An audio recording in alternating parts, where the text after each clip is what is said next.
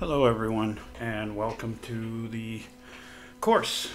Now, before we start, I thought we should go through what problem solving is first. And I want you to bear with me because this video might seem a little too high level or theoretical at first, but trust me, it's extremely important and it basically informs everything we do with cases and with solving business problems. So we'll just take a quick walkthrough around what the problem-solving process is and what are the key principles for it. And then we will dive into more practical cases later. But it's really important not to skip this video. So, what is the problem-solving process? It's a 6-step approach. Usually there's a 7th step, but we'll ignore that for now. It's basically a process that is standardized in the way to think and act around solving any business problem. It does not necessarily apply to, finance or strategy or operations. It applies to everything, really. It's just a way to behave, essentially. And that is what they're testing with you in the case interviews. Really, they're not testing your knowledge about financial statements or go-to-market strategy or any of these topics. They're really testing how you think, and that is precisely what this process is for, how to think. So let's quickly walk through it. So first of all, you define the problem, and I can't stress how important this one is. You're going to find me referring to it multiple times during the cases and during the practice that we're going to do for 2 reasons. One, it's the most important thing to define the problem properly. And then 2 is it is the one that most people tend to ignore or oversee. So when approaching a problem, think impact to define what the problem really is. If we have in a company a problem where, hey, we're not growing fast enough, right? The definition of the problem could be so many different things. It could be, hey, we're not acquiring new users.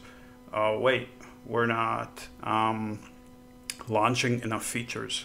And so on and so forth. So you really want to define the problem very, very crisply. And we'll go through all that in later videos, but I just wanted to stress that this is super important, and I'll stress that again as we go. Step 2 is structuring the problem, or some people like to call it destructuring the problem.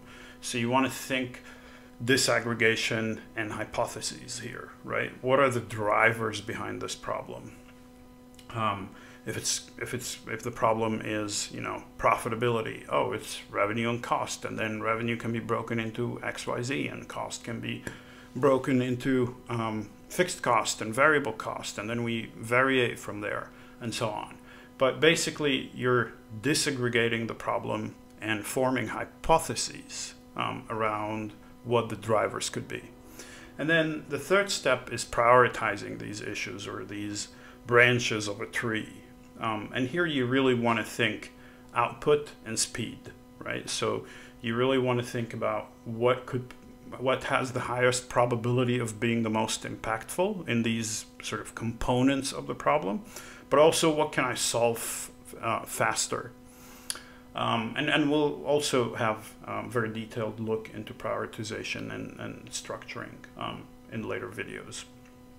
Now, starting here, we start getting into the more hands-on stuff. So analyses, right? You start analyzing these drivers. So you start pulling through data and looking at numbers and figuring out what the fact base is. Now, you really want to think evidence in this phase, right? Because you want to prove or disprove your hypotheses. And quite often, disproving is more important than proving, and we'll also discuss that later. But essentially, in step 4, you're really looking for evidence, looking for data, putting this evidence and data together in an analytical way that has an impact on decisions. And then accordingly, you start synthesizing what the findings are. And basically, you're continuously asking yourself, so what? So I've looked at the data and, the costs are going up and that's why we're not profitable. Okay, so what? What does that mean? It means that we need to look at our suppliers or renegotiate certain contracts or so on and so forth. So you have 50 different analyses happening, and then you want to crystallize those into what is the conclusion of that. And then finally, you plan actions. So, okay, we need to put together a team that will, over the next 4 months, do this, and that in order to solve these issues that we've identified, prioritized, analyzed, and synthesized. Now, I think the part that a lot of people miss is communication. So while you're doing all these 6 steps, and quite often you're doing a lot of it in your head and you're going back and forth. This is not really just a linear process in one direction. It's iterative. So you're really going back and forth sometimes. But whether you're going in one direction or you're going back and forth, you really, really, really want to communicate effectively. And we'll touch on that in this course and in the fundamentals of how to communicate during problem-solving processes. And it's extremely important because without communication, all of your work is not going to have an impact because you never ever do anything completely on your own. And even in the interviews, it's extremely important that you communicate effectively, and there are very specific ways to do that that we'll touch upon.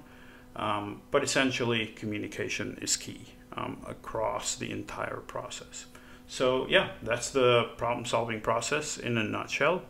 And it's a quick overview. We will dive deeper later, and in the next video we will be discussing what are the core principles to keep in mind while you're going through this process in order to be effective and at the same time produce results.